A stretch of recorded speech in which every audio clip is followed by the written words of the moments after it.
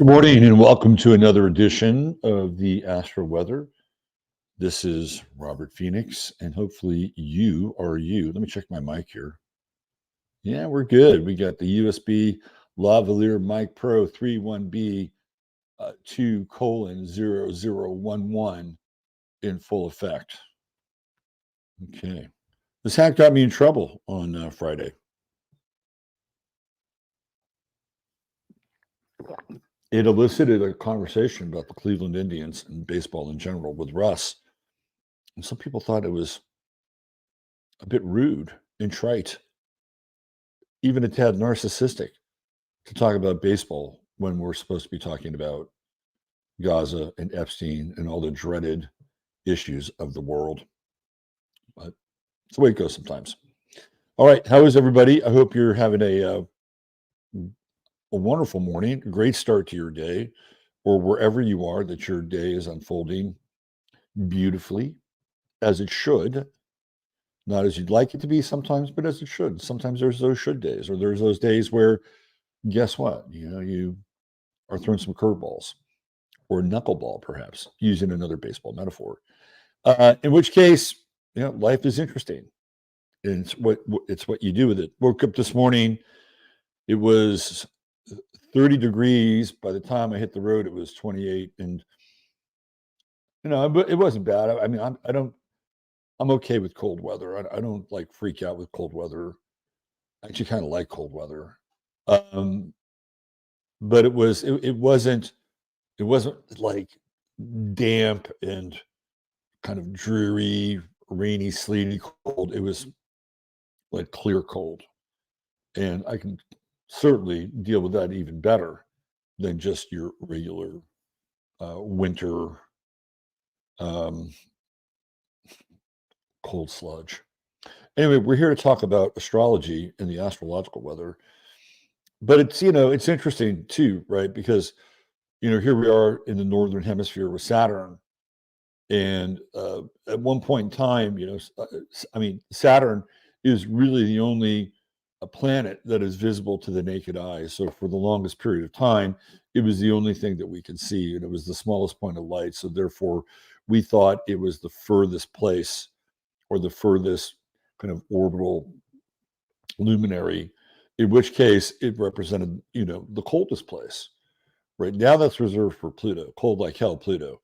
But again, that's how how we would portray it, right? And everything is close to the sun would be super warm. Like, of course, Mercury being in Gemini would be extremely warm. I guess with Mars, it's a whole other operation. But let's get into the weather. So the star of the day, before I get to the weather, the star of the day was kind of a difficult choice for me in some ways, because there were so many people that I could pull from. I didn't do the weather last night, so I'm gonna have to cook up the weather. Just give me 1 second here. There were so many people that I could have pulled from for the star of the day. Such a fascinating day. So today is Linda Lovelace's birthday. And I got kind of sucked in to Linda Lovelace's sex diary. She wrote a book. I think she wrote a couple books. I actually knew this guy briefly. His name was Jim. Jim was an interesting fellow. And he had lived in an apartment with Linda Lovelace in Paris. And I asked him a little bit about it, but there was a time in my life where I wasn't really into prying. I'm still not even into prying that much, although at times I can be. It depends on who I'm around and what we're talking about. But he was pretty clear about how, and this was way before we talked about things like handlers and MK Ultra beta kittens and stuff like that. But she was basically a sex slave that was being handled by a guy by the name of Chuck Trainer. And he told me a little bit about that relationship. And it was the first time that I had heard the name Sammy Davis Jr. mentioned with Linda Lovelace. And he talked about him. Apparently he came around the apartment. And Sammy Davis Jr. shows up in her memoirs. Anyway, she was pretty interesting in her own way, especially her brief, I don't know if you'd call it a client list. I don't know if she fucked for money or fucked for pleasure. I don't know what her scene was in that regard. But then the other person that came up, and I do want to cover this today, in addition to the star of the day that I did choose, and that's Lyle Menendez of the Menendez brothers. Today is Lyle Menendez's birthday, and I started to get into the Menendez thing a little bit last night, and it's totally fascinating what these two brothers, which is very Gemini-like, right? And what they did to their parents. I'm gonna have a little bonus on the star of the day today. So we're gonna do our star of the day, and then I'm just gonna do a quick kind of run through of Lyle Menendez's chart and why I think it's interesting. Okay, so here we go. Have you gotten an adult dose yet of this moon in Capricorn, right? This balsamic moon in Capricorn, which started, by the way, right here, right in Sagittarius, squaring off against Neptune. What did we see? We saw this whole like tunnel thing in New York with the world headquarters of Chabad. And when you get into Sagittarius and Pisces, both of those signs are connected to religion, right? Sagittarius is Orthodox faith, and Pisces tends to be more transcendent and mystical. And when you get into those squares, especially on a balsamic moon, remember I talked about things sort of being exposed, right? Like these weird kinds of lies and illusions being exposed. So now there's literally a cover-up happening. And so the moon is still in this balsamic position, but it's also conjunct Mars. And so I think we have the hardcore cover-up and hardcore spin. So the company line is that they built those tunnels back in 2020, 2021, when they supposedly weren't allowed to go worship in their temple due to COVID. But there's some problems with that. Number one, the reason why the police showed up is because there were very loud noises coming from that area. And the cops were called in because it sounded like there was shit going on that people were concerned about, right? Now, think about COVID time. Think about all the people at home. Think about the lack of activity going on in a city like New York. If the tunnels were being built during COVID time, those calls would have happened earlier. They would have happened earlier. But they didn't. They happened just recently. And that's why they were there, right? But now that's the spin, that's the story. And people like Ian Miles Chong and Tim Pool are promoting this version of the story. And Tim Pool says, it was based as fuck. No, it's not based as fuck. Sorry. What's based as fuck is you showing up, going right through the front door of your synagogue and going to worship and getting taken away in handcuffs. That is based as fuck. Because guess what? That stirs public opinion. That gets the public on your side. So I think what we're seeing here, kind of in the big picture with the balsamic moon and Mars, is a lot of, and there were arrests. People were arrested. Like there were 9 arrests that happened. And to me, it's also really fascinating because it's happening in the backdrop. I'm going to talk about this in 15 Minutes of Flame, but it's happening in the backdrop of New York City, run by Eric Adams. Eric Adams, by the way, has been MIA for a while. And Eric Adams has made numerous trips to Israel, numerous trips. I think there's a picture of him wearing a tiny hat at the wall. So how does this happen? Like under Eric Adams' watch, and Eric Adams seems to be somebody who will do whatever for the highest bidder. He's a rat. He's a rat. He's a metal rat. And, he kind of metal ratted his way to the top, right? So I think today you're going to be looking at a lot of spin and a lot of control. And this also, I think, drops down into the individual level. And I think we're all capable in a lot of ways of this Moon-Mars conjunction, especially with the moon being balsamic. And in our worst moments, justifying our actions or justifying our emotional output and being very defensive about it. But I caution everybody that that's probably not the best course of action to take. And I've been talking about this for the last couple of days because there is a beauty here with the square to Chiron. See, the square to Chiron will not allow for any weak, lame ass excuses. Right? Like to me, this is not a great time to be trying to be like I was watching Draymond Green's press conference yesterday, and Draymond Green has the most unique ability of being a bully and a victim simultaneously. And look, I hope the dude gets better. I hope he figures shit out. I hope he becomes a better person.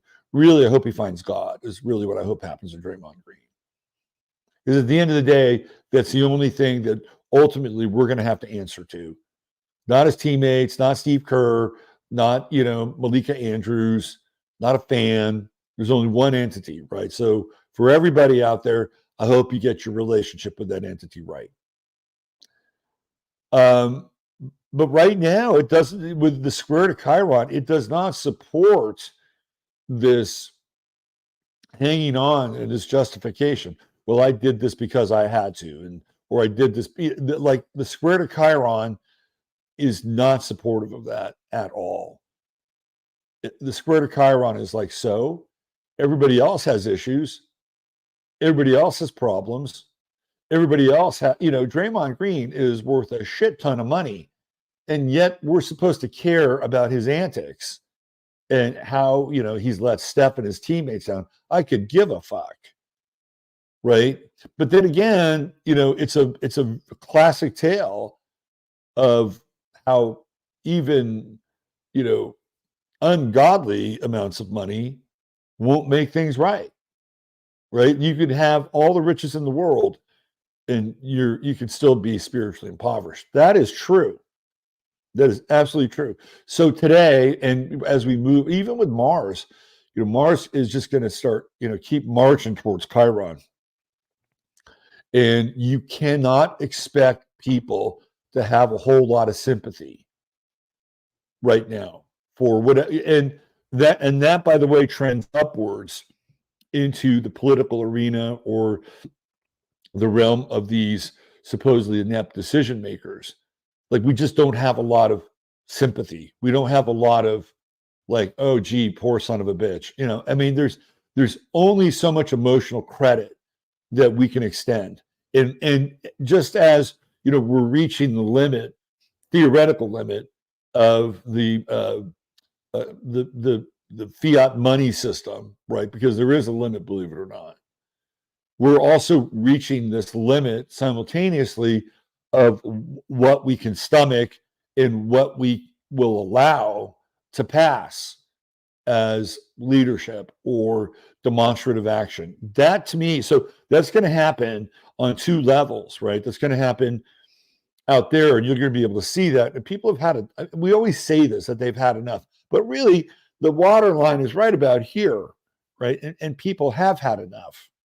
But there's also that same kind of element going on in our personal lives as well. And for you and me, like, again, not to toot my own horn, but I did make it to the gym again this morning because it's essential, right? It's an important, if I want to improve and get better, I have to go to the gym and realize how out of shape I am. Or I have to go to the gym and realize that I'm way behind the curve. Like, you got to start somewhere. And that was pretty good for a while. And then for about 8 months, 9 months, I just dropped off. And you just can't do that. Not at where I am in terms of my chronological clock, right? So start somewhere. Just start somewhere. And as Mars, keeps moving closer and closer into this square with Chiron, I really feel like you can turn weakness into strength. You've got some time here because it feels like that Mars Chiron square is really a test. It's really a test of your commitment, your will, in areas that mean something, right? Because what Capricorn does is it's the scythe, right? It just whittles away everything that's non-essential, and that's what Mars is doing here. It's whittling away everything that's non-essential. So even excuses, like, there's no more excuses.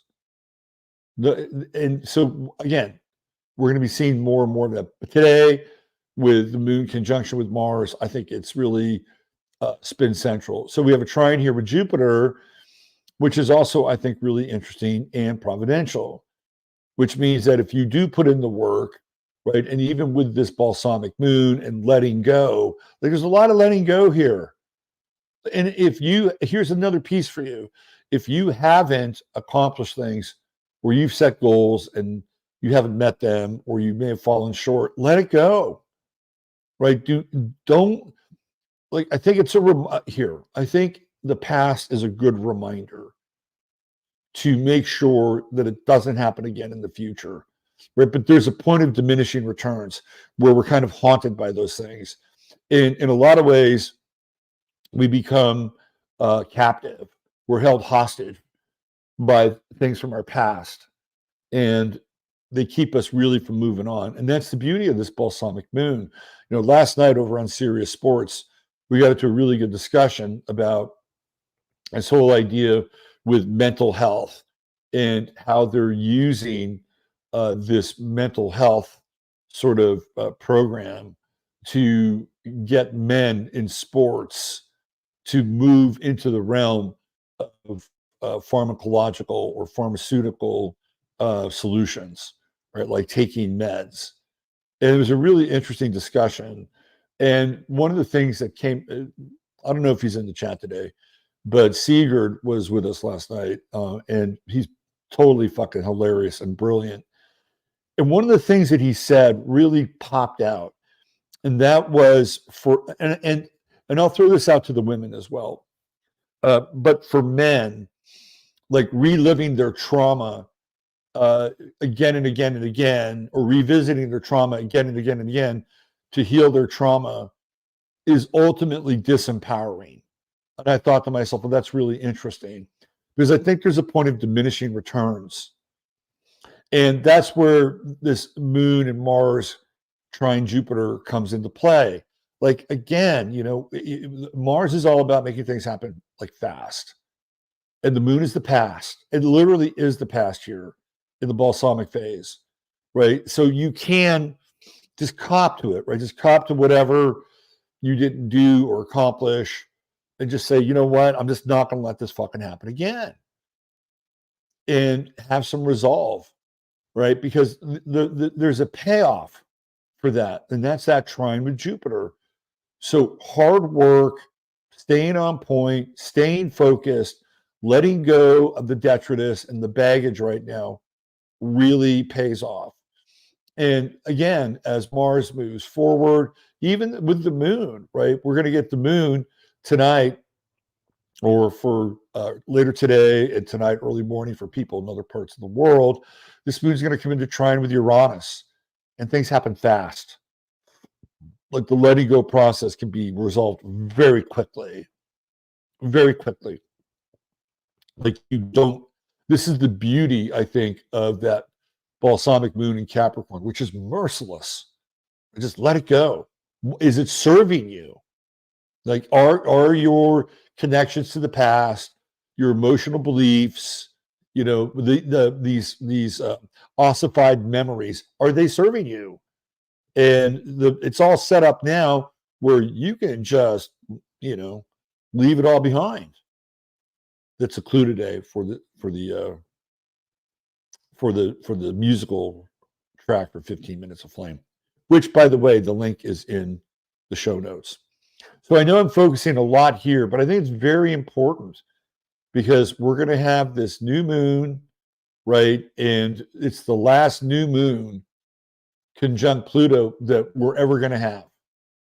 Like we're never going to see, and Pluto went into Capricorn in 2008.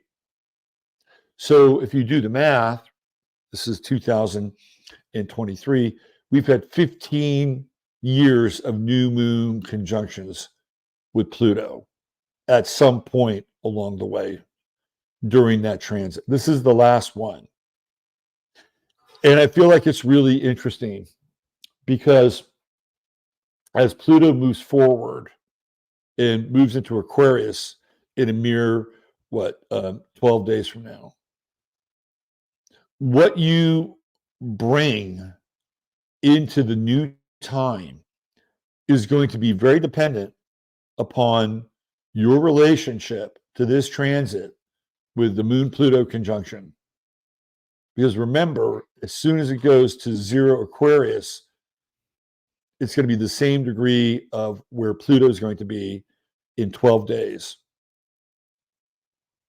So again, what do you want to take into the future? Right? When the moon is new here, we know that the new moon yearns experience. It's like it's an empty cup that wants to be filled. And it's going to be very, very interesting to see there are going to be people that don't give a shit about astrology and don't listen to the podcast that are going to have some interesting experiences on an emotional level that they may not even completely understand or at least articulate it in this way, but they're going to feel it. Right. And again, we're in this phase of leaving things behind. And it's not a bad thing, right? Because to be honest, to prepare for what's coming and the high strange that Pluto and Aquarius is going to bring, you can't bring a lot of baggage along. And a lot of this too, and this may upset some people, and a lot of this too is political. Because I know that we have been in the trenches politically, intensely, really, since midway through the Obama, I'd say probably midway through Obama's second term. Like that's when everybody started to sharpen their bayonets on both sides. But at the end of the day, those political solutions are not really going to work. They're not going to work. And we're going to see, in a lot of ways, what a failure they are. The challenge is the ensuing chaos and anarchy that Pluto and Aquarius can bring with it. But again, in a lot of ways, we all have to do this, and I'm in that same camp, right? I hated politics for years. I avoided politics like the plague because I saw it for what it was. It was a shit show, and it was filled by liars, and it was filled by people who would backstab you. And in very few cases did they ever give a shit about the people. It was all about some level of exploitation. Let's exploit the underclass. Let's exploit the middle class. Let's exploit the immigrant class, and all for what? The accumulation of power. Right. So there was a long time I didn't give a shit about politics. But then I saw what was happening, and I saw all this manipulation, this psychological manipulation. And it just started to really piss me off that this is what was happening. And then I saw the rise of really the Bolshevik left, which I think is incredibly dangerous. And then, of course, you have the other side of the story which are the enablers of that rise to power, which we now know is the uniparty, right? So I think there's a point where understanding the political game and understanding the psychology of mass manipulation, which is all part of it, is important. And then we have to distill some values, right? We have to learn, and this is all about Capricorn too. We have to learn how to say no to things. That's what Capricorn does. It says no. Sagittarius on the other side says yes, yes, yes, yes, yes. Give me more, right? And Capricorn says no. So all through Pluto and Capricorn, we have been cultivating ultimately the ability to say no and to trim away the things, the sentimentality that keeps us from getting there. This is what's been going on. Now you get to a point where it becomes so austere and so hardcore that you don't let anything in. And I think there's a trap with that too. Right? It's like you just say no to everything, including magic.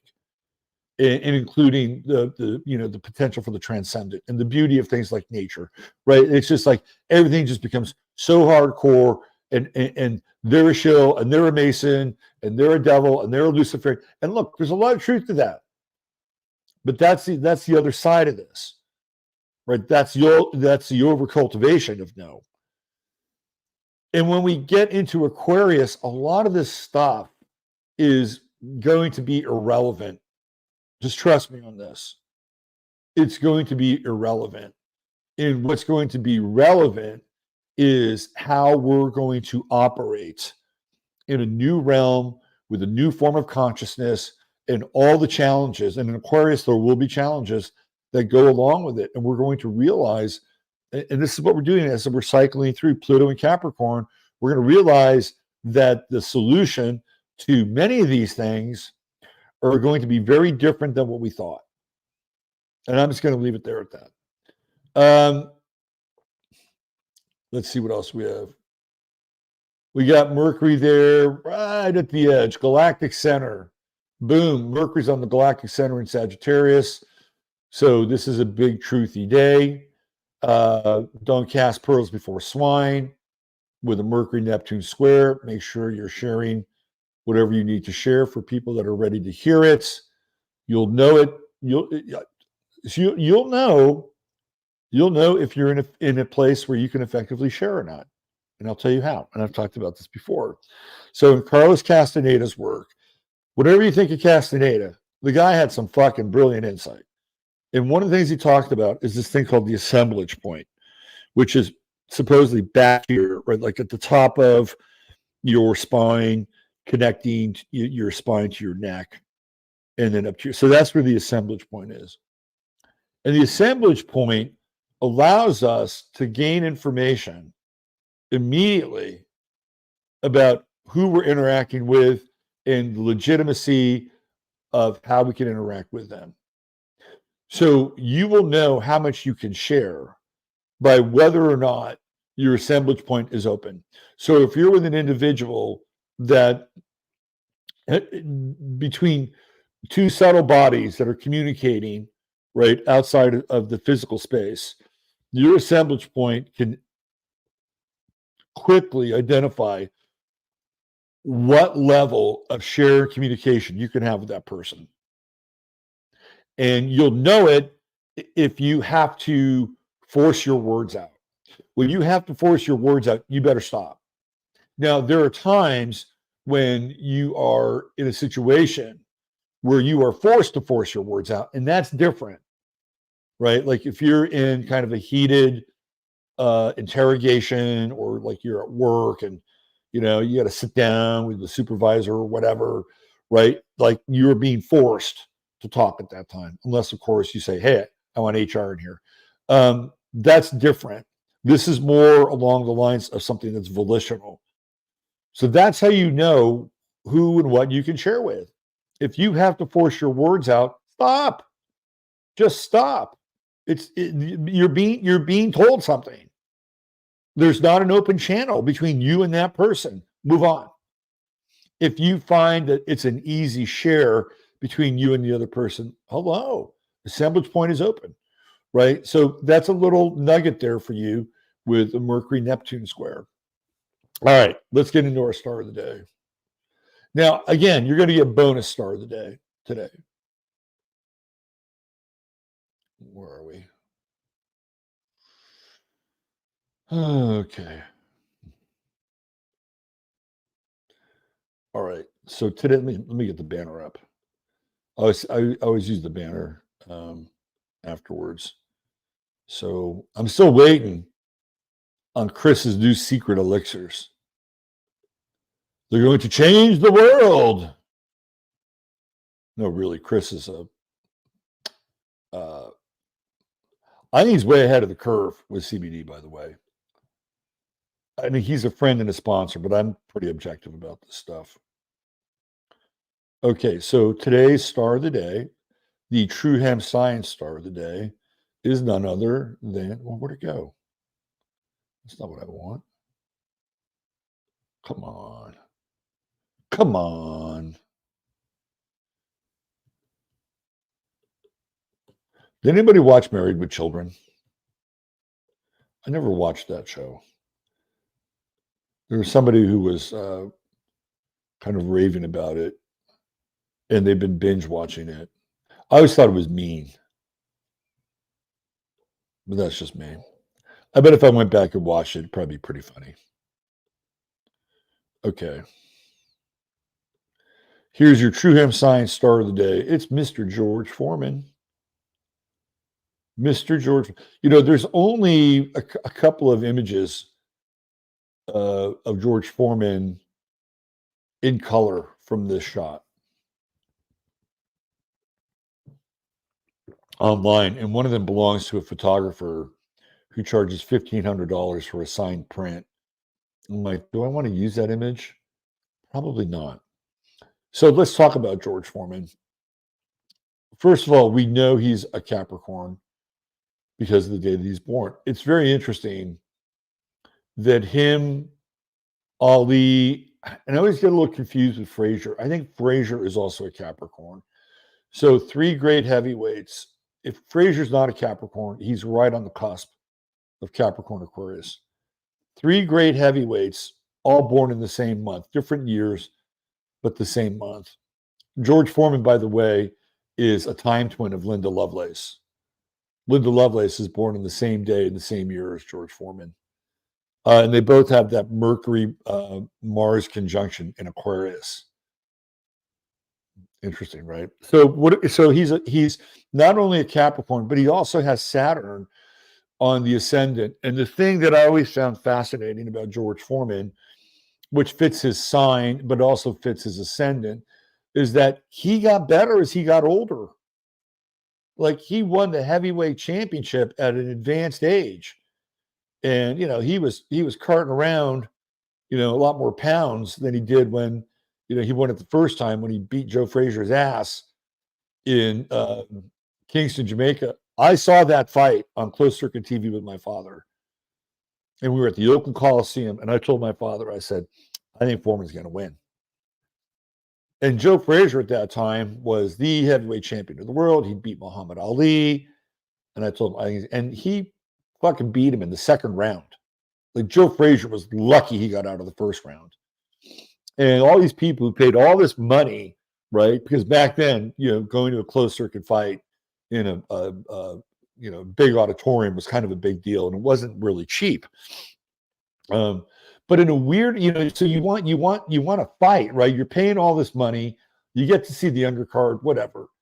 But in a lot of ways, it was worth it, you know, because you knew that even though it was 2 rounds, you just witnessed something that was kind of unparalleled in some ways.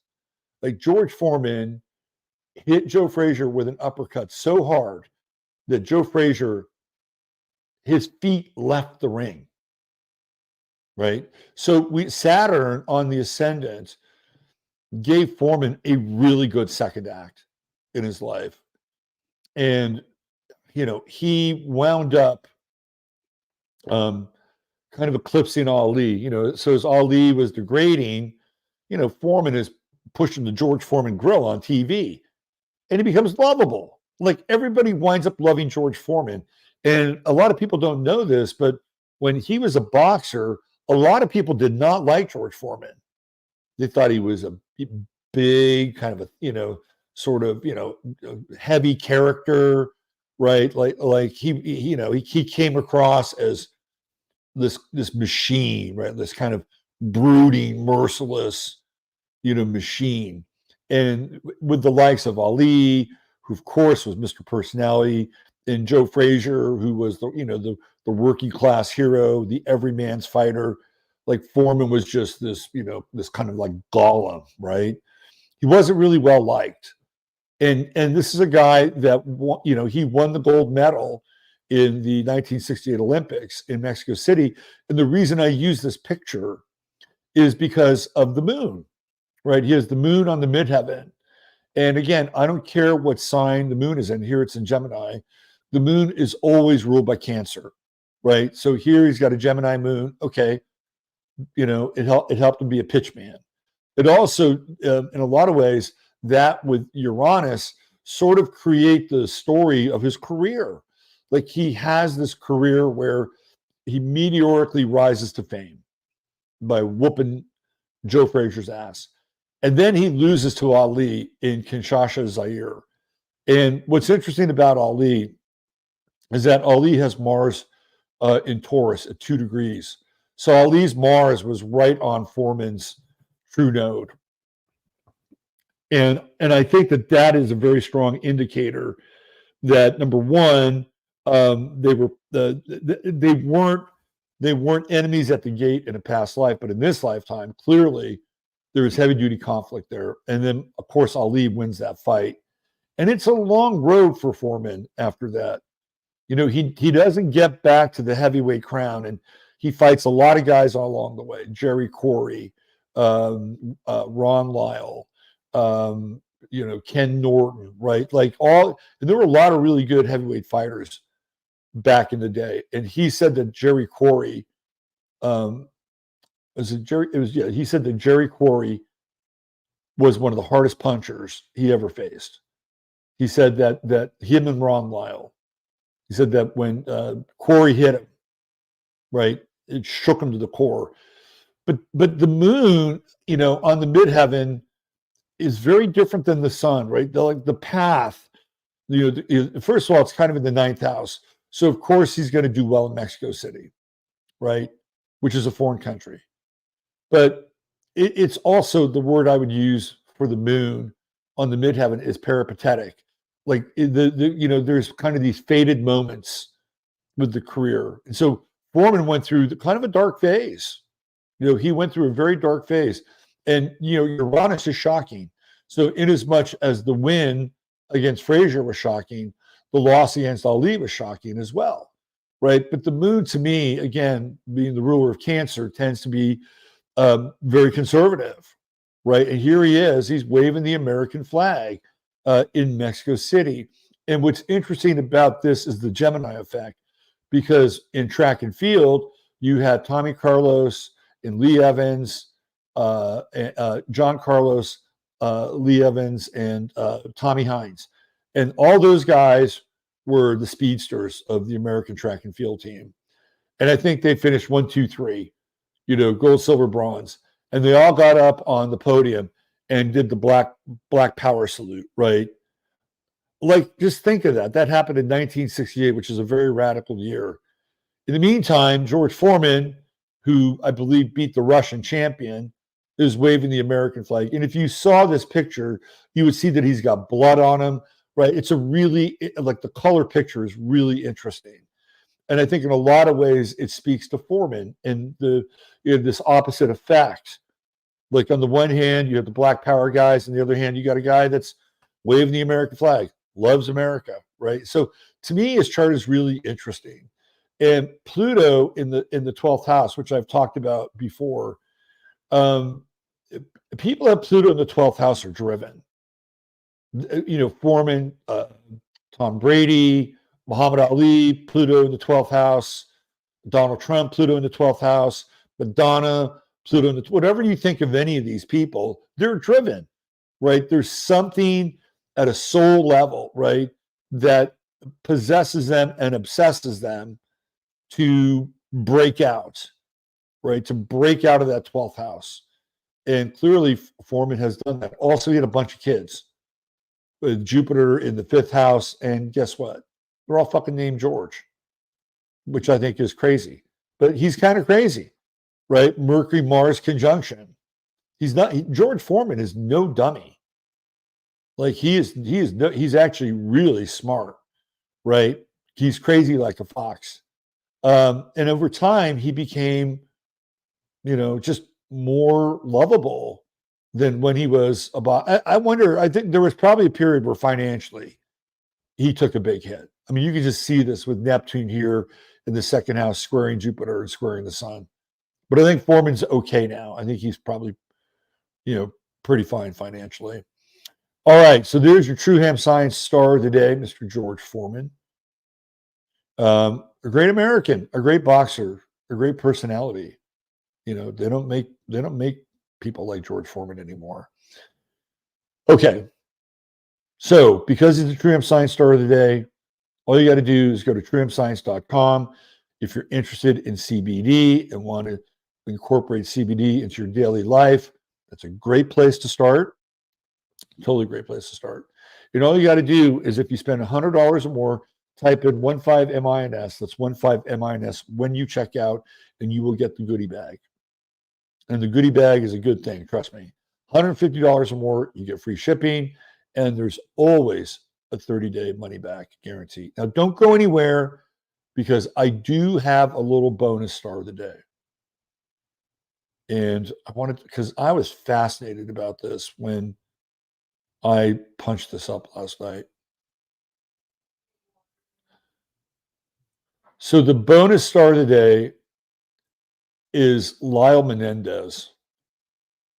And many of you remember this kind of lurid and bizarre story that came out, what was it, in the 80s?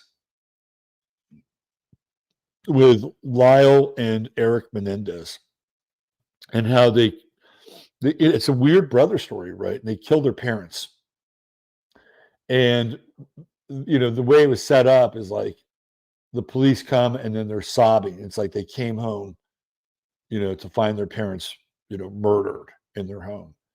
And they got off for a while. But so their parents were filthy rich, right? So these were a couple of, in some ways, spoiled rich kids. Lyle Menendez has a pretty interesting chart. He's got a grand trine. He's got Sun conjunct in midheaven. Had this guy not killed his father, he probably would have been, a CEO. This is a chart that's totally built for success. His Mars is a little debilitated, square with Neptune, right? So there's addiction issues, which I think they kind of got into a little bit. But when I read the story, more about the story, so they were very cocky. Of course, they were cocky.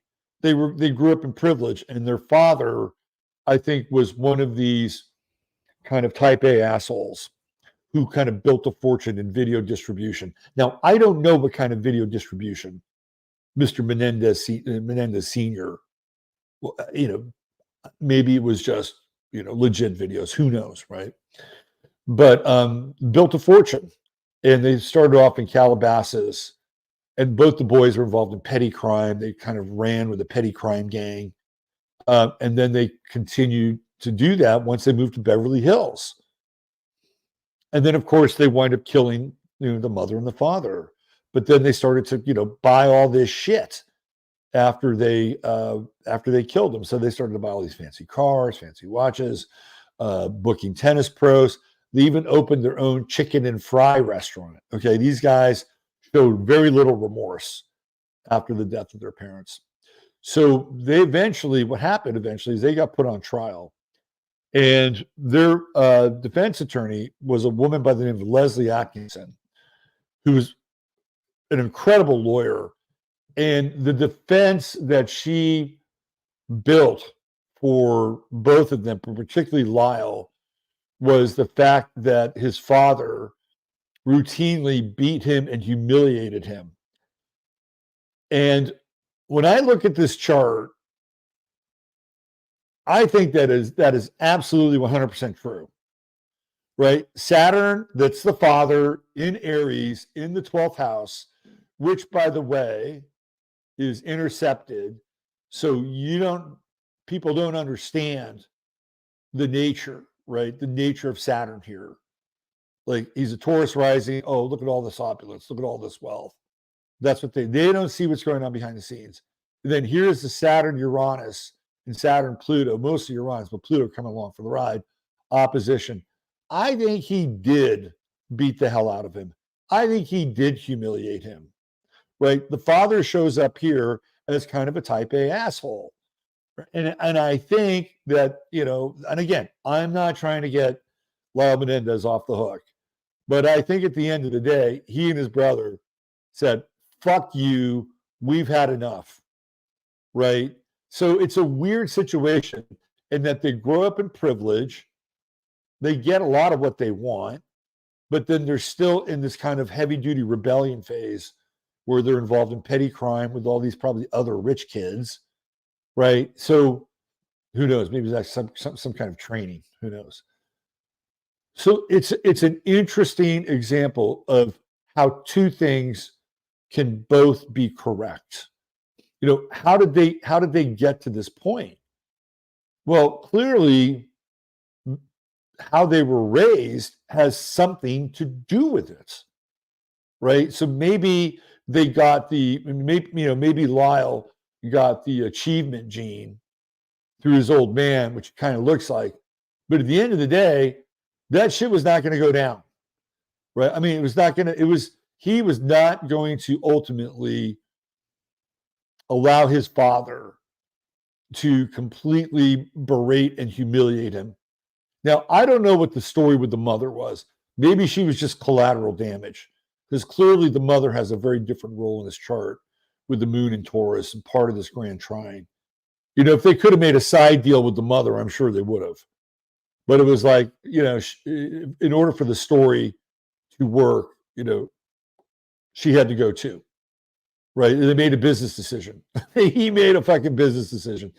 Now, I think his brother, Eric, is either a Libra or a Scorpio. I think he's a Scorpio. But what's also interesting is, of course, Lyle Menendez winds up in prison. And there's the true node in Aries, right? That's where he winds up, in a 12th house institution. Astrology 101, right? It's a fascinating chart, and it brings up a lot of interesting questions. And I don't think Leslie Atkinson or Lyle Menendez about the father. Now, here's what happens. He goes through therapy. They go through all this therapy, and a second trial comes about because the secretary of the therapist leaks notes. Now, the therapist can't do that because of, client practitioner privilege, right? Can't do that.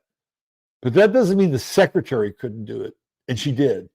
And some of the stuff that came out clearly paints Lyle Menendez as somebody who's completely unrepentant, right? Not just unrepentant, but also, pretty arrogant. So it's his arrogance, along with his brothers, who puts them kind of back on display. And when the jury gets a second crack at them, it takes them 6 days to deliberate. And that's it. They're guilty. They're done. Life in prison, right? So to me, it's another fascinating, twist of the tape, or, turn of the screw. And I feel like that's probably, again, maybe coming out of the 12th house a little bit, but this Mars square Neptune, the Mars opposing Jupiter, which to me would also be like, super, I don't know, super arrogant, super boastful. And then, Neptune, the 7th house is, that's, when we think of the 7th house, we think of relationships. It doesn't matter what it is, but they're one-on-one relationships. Could be a business partner, could be a wife, a husband, a life partner. It could be a therapist. because you've got that one-on-one interaction with that person. And then there's Neptune there, right? And it all comes out, right? The secretary spills the beans. And it's like, okay, you boys are going to trial again, right? So that's what happened. He was a victim of his own hubris and his own arrogance. But that's that what happened to him was not true. I believe it was. And I believe they just said, fuck you. We've had enough. Now, there are other ways that you could have done it. Could have left home. But no, they didn't. He didn't, right? Pluto-Uranus opposition with Saturn. He said, fuck it. I'm taking care of business. And I looked at some pictures of Eric Menendez in prison. The guy looks like he runs the fucking joint, right? He's much older now. He's bald, but he keeps himself in incredible shape. Like, this is a dude. It'll be interesting to see if they actually spend the entirety of their life behind bars. All right, there you go. Please hit the like button. If you haven't subscribed, please subscribe to the podcast here. And join us in a scant 20 minutes over on 15 Minutes of Flame. And we're going to crawl back down the tunnel. We're going to crawl back down the sordid rabbit hole that we started to excavate yesterday. Thanks, everybody. Have yourself a blessed day. And we'll see you back here once again tomorrow for the Astro Weather.